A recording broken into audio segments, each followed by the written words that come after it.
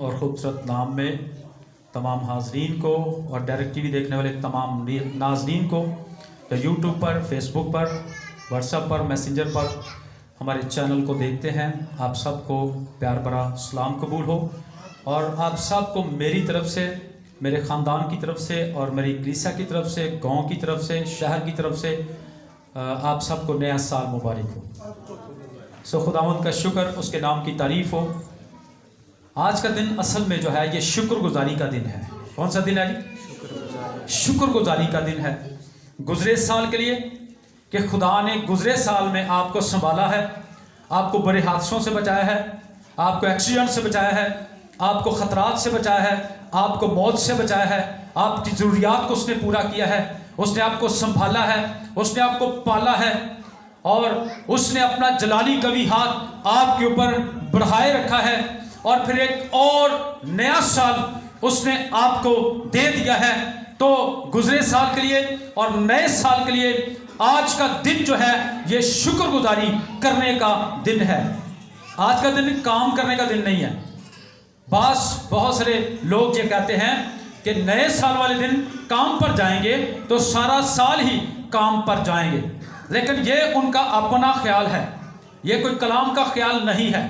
कलाम तो ये कहता है कि अव्वल दर्जा खुदा को देना चाहिए। इस साल का पहला दिन जो है ये खुदा को देना चाहिए और खुदा की हजूरी में आकर खुशी मनाना चाहिए और दिल से खुदावंद के लिए गाना और बजाना चाहिए। और नए साल में खुदा से अपना नया रोजगार, नई बरकत, माली, जिस्मानी, रूहानी बरकत मांगने का ये दिन है। हालेलुया। सो आइए हम जल्दी से कलाम खुदा की तरफ आएंगे और यूहन्ना के इंजील उसका 3 बाब और उसकी पहली आयत से पढ़ेंगे। और आज का कलाम जो है ये गुनहगारों के लिए भी है और निजात याफ्ता लोगों के लिए भी है, रास्तबाज लोगों के लिए भी है। और आज का हमारा मजमून है नई पैदाइश और रुल्क दुस के फल।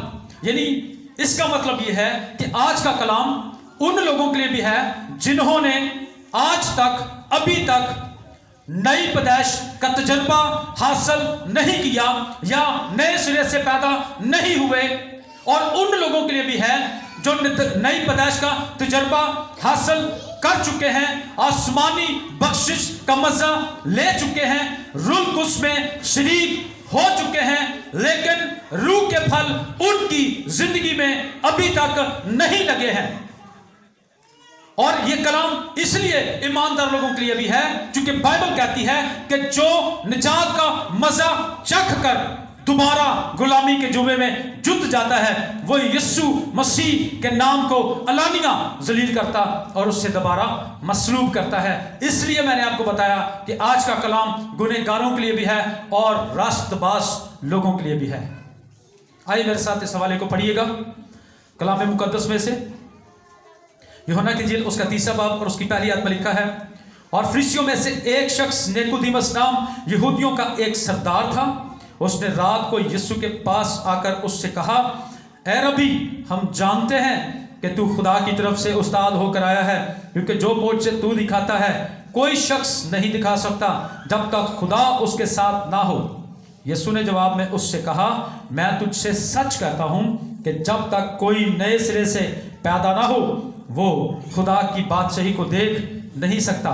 निकोदेमुस ने उससे कहा, आदमी जब बूढ़ा हो गया तो क्यों कर पैदा हो सकता है?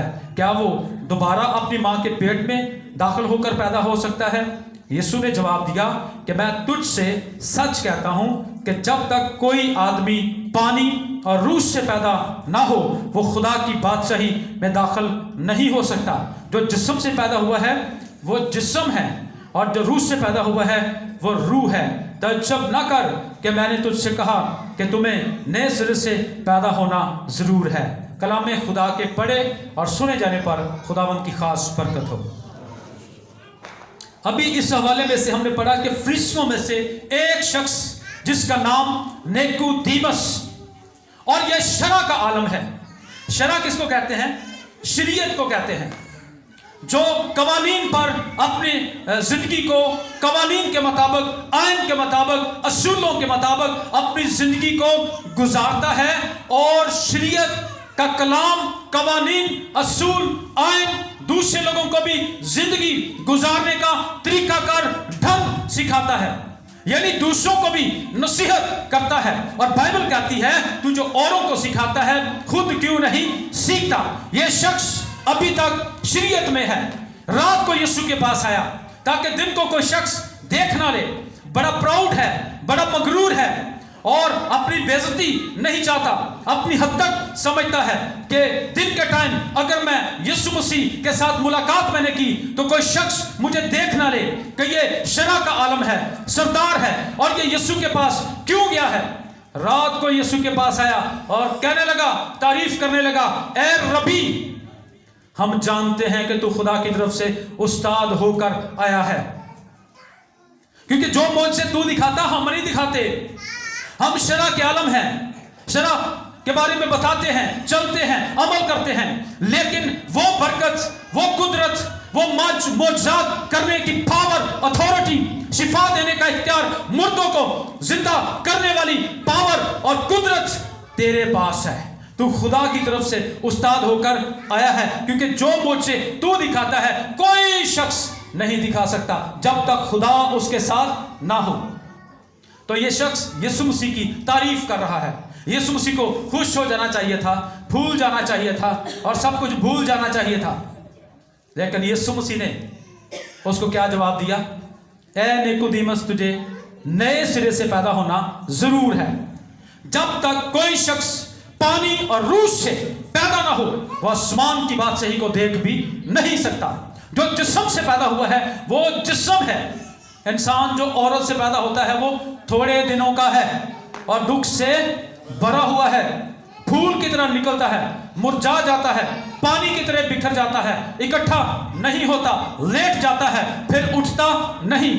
और रोमियो के खत में पौलुस से कहता है कि जो जिस्मानी है वो खुदा को खुश नहीं कर सकते, क्योंकि जिस्मानी नियत मौत है मगर रूहानी नियत अबदी जिंदगी है।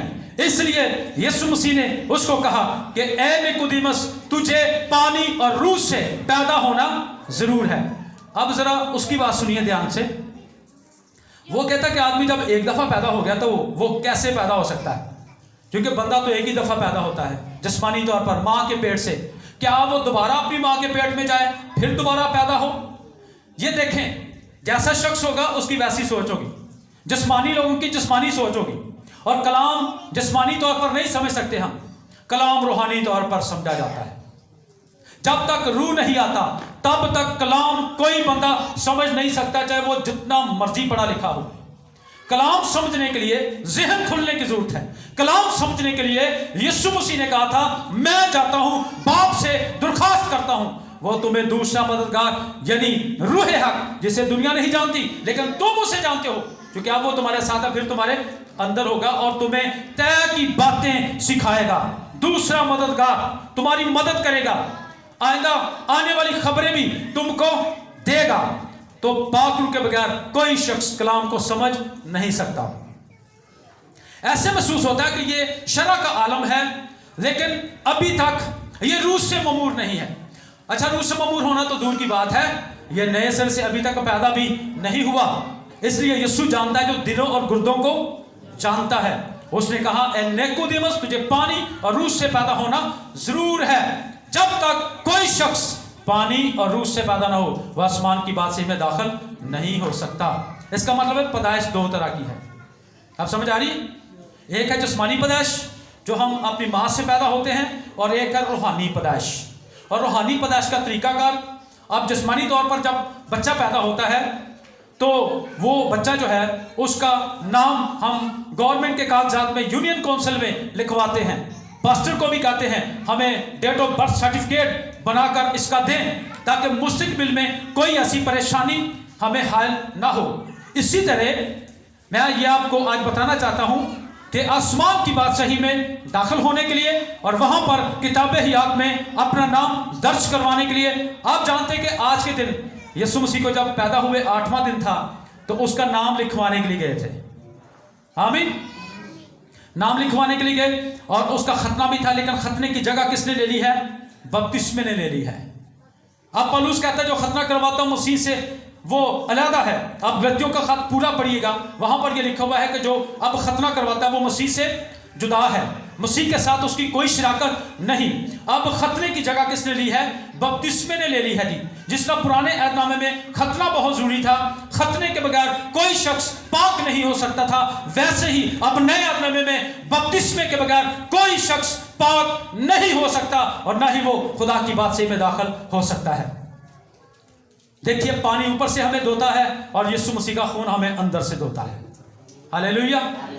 इसलिए लिखा है कि तुम्हारे गुनाह कितने ही किरमजी क्यों ना हो, वो बर्फ की मानद सफेद हो जाएंगे।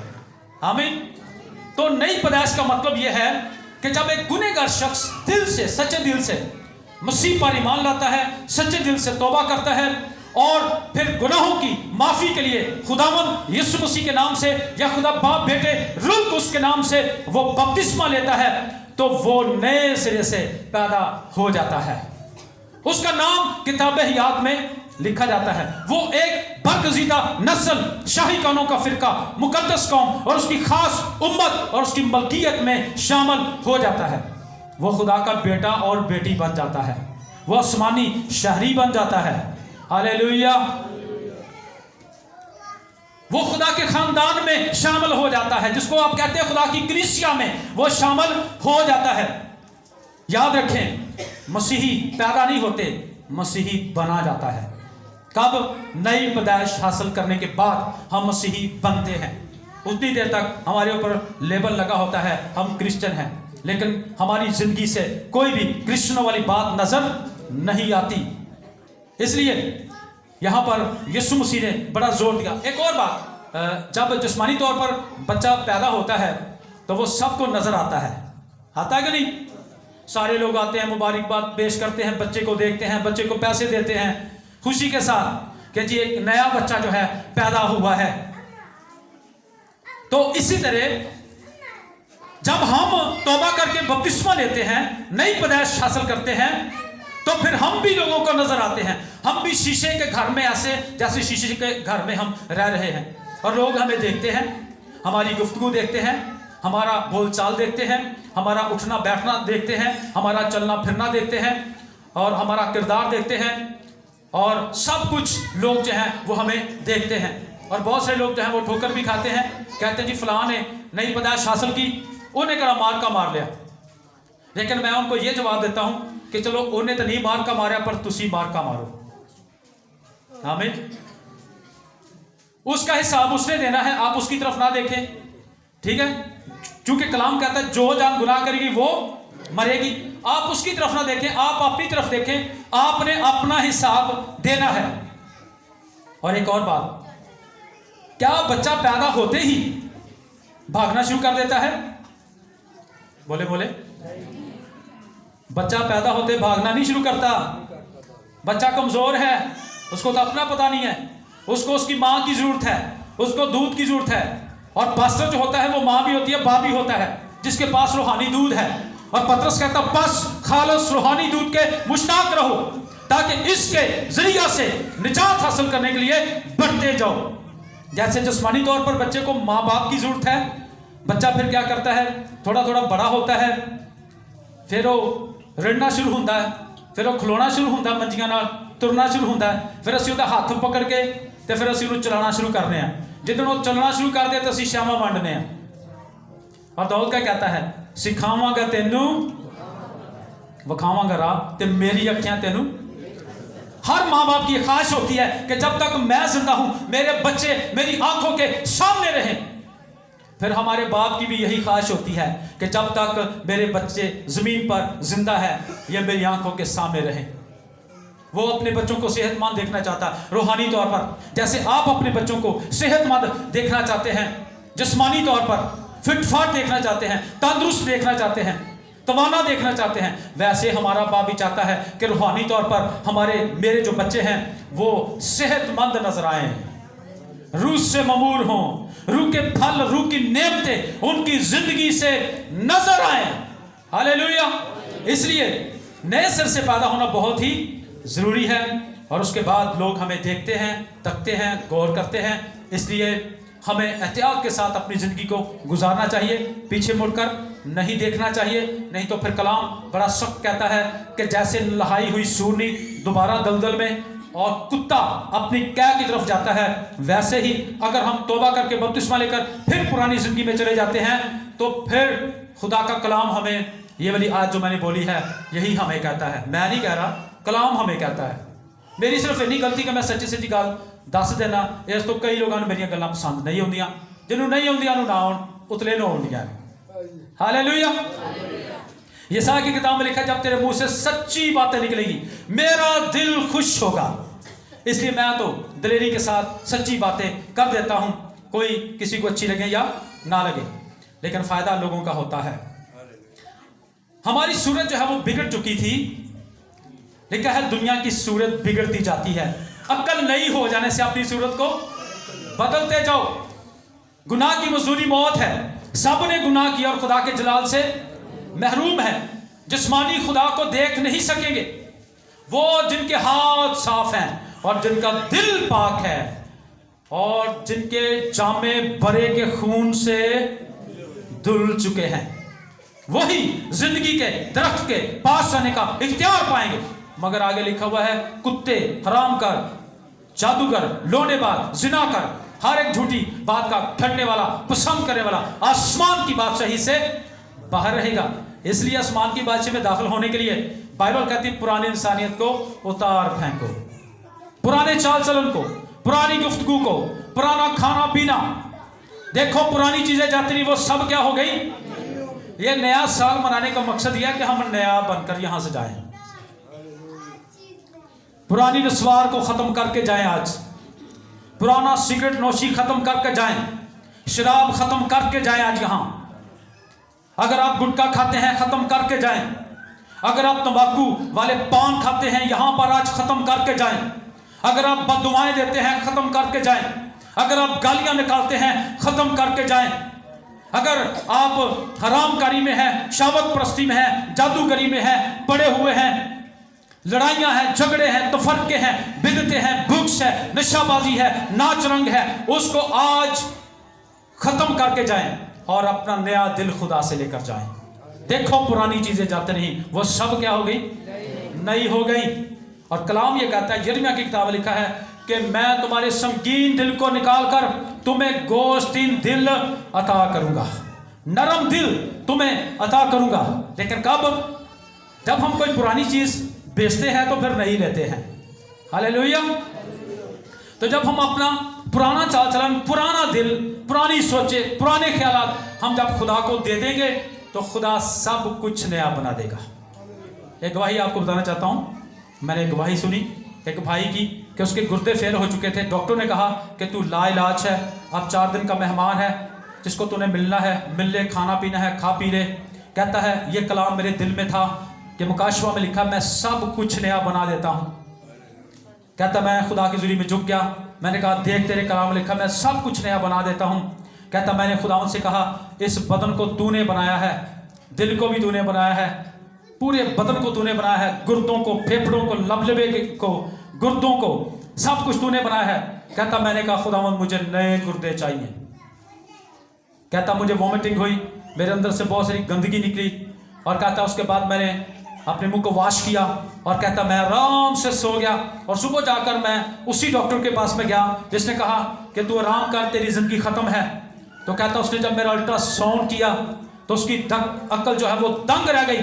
उसने कहा ये कौन सा डॉक्टर है जिसने बगैर ऑपरेशन के नए गुर्दे फिट कर दिए। हालेलुया। उसने कहा यह मेरा खुदावंद है जिसने मुझे अपने हाथ से बनाया और खलक किया है, वही है। उसने कहा है मैं सब कुछ नया बना दूंगा। मैदा खराब हो चुका है, परेशान होने की जरूरत नहीं, सब कुछ नया हो जाएगा। फेफड़े खराब हो चुके हैं, परेशान होने की जरूरत नहीं है। गुर्दे खराब हो चुके हैं, कुछ भी आपका बिगड़ चुका है, सिर्फ सच्चे दिल से उसके पास आए और सच्चे दिल से अपने गुनाहों का इकरार करें, बस तौबा करो और जुलो ताकि तुम्हारे गुनाह मिटाए जाएं। इस तरह से खुदावंद के हुजूर से ताजगी के दिन आए, खुदा सब कुछ नया कर देगा। पुरानी चीजें जाती रही, वो सब क्या हो गई, नई हो गई। अब हम जल्दी से दूसरी बात की तरफ आएंगे, रुल कुदस के फलों के तल्लुक से। और मेरे साथ इस्तिस्ना 11वां बाब उसकी 12वीं आयत निकालिए। इस्तिस्ना, क्या मेरी बात सबको आ रही है? मैंने ज़रा आज आवाज़ थोड़ी सी कम की है, क्रिसमस वाले दिन जो है ना बड़ी वो इको वगैरह छोड़ी हुई थी, लेकिन आज मैंने इको को बिल्कुल बंद कर दिया है ताकि आप क्लियर आवाज़ को सुन सकें। आइए इस्तिस्ना की किताब उसका 11वां बाब और उसकी 12वीं आयत को मेरे साथ पढ़िएगा। कलाम खुदा में यूँ लिखा है, उस मुल्क पर खुदावन तेरे खुदा की तवज्जो रहती है। आप इस आयत को मेरे साथ इस तरह पढ़ें, हमारे मुल्क पर, बोलो, हमारे मुल्क के पाकिस्तान पर खुदावंद हमारे खुदा की तवज्जो रहती है और साल के शुरू से 1 जनवरी से लेकर साल के आखिर तक यानी 31 दिसंबर की रात 12 बजे तक खुदावन तेरे खुदा की आंखें, खुदावन मेरे खुदा की आंखें मेरे मुल्क पर, मेरे खानदान पर, मेरे गांव पर, मेरे शहर पर, पूरी दुनिया पर लगी रहती है। आमीन। 1 जनवरी से लेकर 31 दिसंबर की रात 12 बजे तक खुदा हर मुल्क में आता है, हर नौजवान, हर भाई, हर बहन, हर बुजुर्ग के पास आता है। क्या लेने के लिए? फल लेने के लिए। मैंने आपको शुरू में बताया था ना, रूल कुदुस नई पैदाइश और रूल कुदुस के फल। अभी हम आ रहे हैं फलों पर, ठीक है जी। तो खुदा कौन से फल तलाश करता है? मोहब्बत।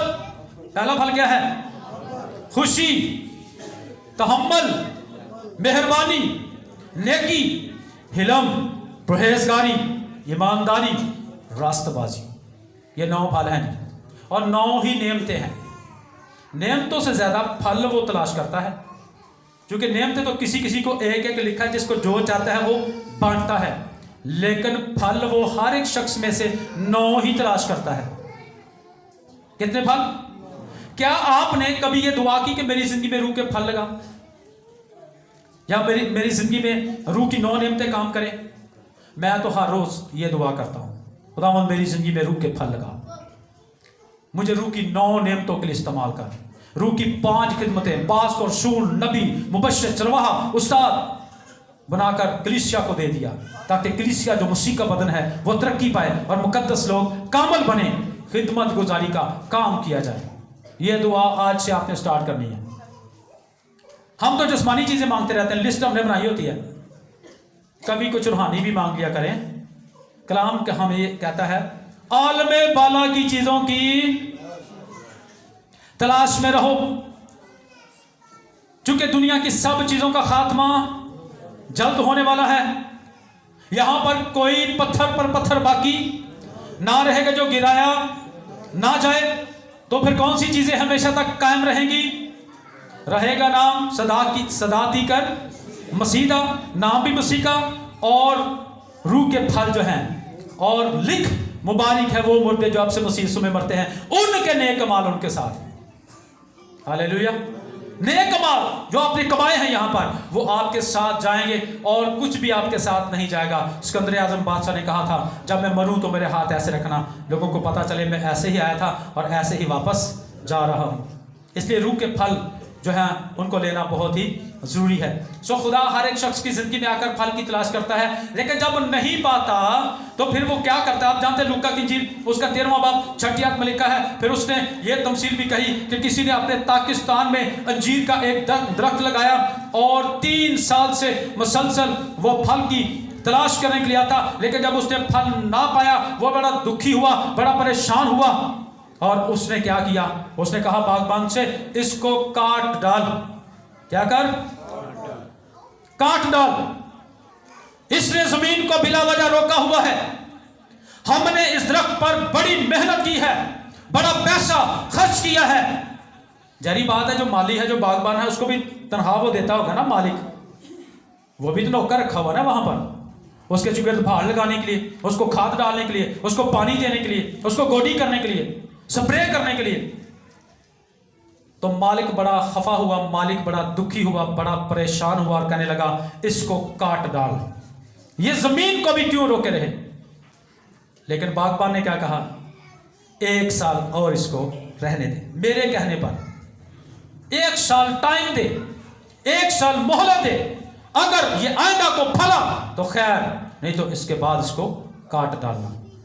आज जब खुदा बाप जो है 31 दिसंबर की रात को आता है फल की तलाश करने के लिए, लेकिन जब नहीं पाता तो क्या होता है, वो कहता है मैं इसको मारने के लिए आया हूं। क्या करने के लिए? और खुदा का बेटा यीशु जो है वो अपना खून लेकर दरमियान में आ जाता है और कहता है बाप इनको माफ कर, क्योंकि ये नहीं जानते कि क्या करते हैं। 1 साल और इनको दे दे। मैं इनको मलामत करता हूं, मैं इनको नसीहत करता हूं, मैं इनको तरबियत करता हूं कि अभी भी आपके पास टाइम है, मैं आपको एक नया साल देता हूं, अगर आइंदा को फला तो खैर, नहीं तो इसके बाद इसको काट डालना। फिर खुदा बाप आता है, फल की तलाश करता है, फल नहीं पाता, फिर यीशु 1 साल और हमारी जिंदगी का मांगता है। याद रखिए, जब तक फजल का दौर है खुदा आपको आखिरी दम तक तौबा का मौका देता रहेगा। आप लकी हैं। अगर हम पुराने अहदनामे में होते ना तो जड़ा रवैया जड़ा किरदार चलन रहा अज लोगों का, कब के मर जाते। पुराना अहदनामा तो इतना सख्त था कि अगर कोई बंदा इतवार वाले दिन चर्च नहीं जाता, सब्बत वाले दिन जान से मारा जाता। कोई माँ बाप की इज्जत ना करता, जान से मारा जाता। कोई ज़िना करता, जान से मारा जाता। खुदा ने कई दफ़ा खुद भी लोगों को मारा, आमीन। लेकिन हम लकी हैं कि खुदा ने हमें फजल के दौर में पैदा किया है, इसलिए हम जिंदा हैं, इसलिए आज हम नया साल मना रहे हैं और नए साल को देख भी रहे हैं। पिछले साल में कितने लोग हैं जो खुदा के पास पहुंच चुके हैं, लेकिन खुदा ने हमें ही क्यों जिंदा रखा। ये उसका फजल, ये उसका तरस, उसका रहम कि उसने हम सबको ये नया साल बख्श दिया है। हालेलुया। मत्ती की इंजील 21वें बाब की 19वें आयत में लिखा है कि यीशु मसीह सुबह सवेरे जा रहा था तो उसको एक अंजीर का दरख्त नजर आया, वो बड़ा ही हरा भरा था, उसके पत्ते बड़े हरे भरे थे। तो यीशु ने सोचा कि ये पौधा बड़ा हरा भरा नजर आ रहा है, इसलिए यीशु ने अपने शिगिर्दों को कहा कि चलो अंजीर के दरख्त के पास चलते हैं। जब वो गए, उसमें से फल तलाश किया। यीशु को भूख लगी हुई थी, क्योंकि यीशु कामिल इंसान भी था, कामिल खुदा भी था, तो यीशु को भूख लगी थी। यीशु ने सोचा मैं इसमें से कोई फल खाता हूं, लेकिन जब ना मिला तो यीशु ने उस पर लानत की। यीशु ने कहा आइंदा को कभी तुझ में फल ना लगे। फल तो पहले नहीं से लगन दिया, लेकिन उसने कहा कि आइंदा भी ना लगे। वो दरख्त फौरन ही सूख गया। शागिर्द बड़े हैरान हुए कि यह कैसी बात है, यीशु ने अपने मुंह से लानत की है पौधे पर, तो ये फौरन ही सूख गया। और आप जानते हैं यीशु ने कहा अंगूर का हकीकी दरख्त मैं हूं और तुम मेरी, और जो डाली मुझ में कायम रहती है बहुत सारा फल लाती है, हरी भरी रहती है, और जो डाली मुझ में कायम नहीं रहती काटी जाती है, सूख जाती है और तनूर में झोंकी जाती है। और लूका की इंजील में लिखा है अब दरख्तों की जड़ पर कुल्हाड़ा रखा हुआ है, जो दरख्त अच्छा फल नहीं लाता बाप उसे काट डालता है। ऐसा ना हो कि बाप हमें काट डाले। और आप जानते हैं मुकाशवा की किताब में ये लिखा भी हुआ है, बस तौबा कर और पहले की तरह काम कर। ऐसा ना हो अगर तू तौबा ना कर तो मैं तेरे पास आकर जिंदगी के चिरागदान को उसकी जगह से हटा दूं। जब बंदा मर जाता है तो चिराग बुझ जाता है, खत्म हो जाता है। तो इसलिए आज हमारे पास ये टाइम है, ये मौका है कि हम सच्चे दिल से तौबा करें और खुदावंद के पास आएं और अपनी जिंदगी में रूह के फल जो हैं उसको मांगना शुरू करें, रूह के माफिक चलना शुरू करें। बाइबल कहती है जितने रूह के माफिक चलते हैं वही खुदा के फरजंद हैं। और अगर तुम रूह के सबब से जिंदा हो तो रूह के माफिक चलना भी चाहिए। कितने लोग हैं आज, कोई बंदा यहां पर शर्माए ना, कोई भाई कोई बहन, ये मौका है, खुदा की दूरी यहां पर है, खुदा आपको देख रहा है। कितने हैं जिन्होंने अभी तक सच्चे दिल से तौबा करके पानी का बपतिस्मा नहीं लिया। यह कलाम की तालीम है, मैंने अभी अभी आपको बताई है।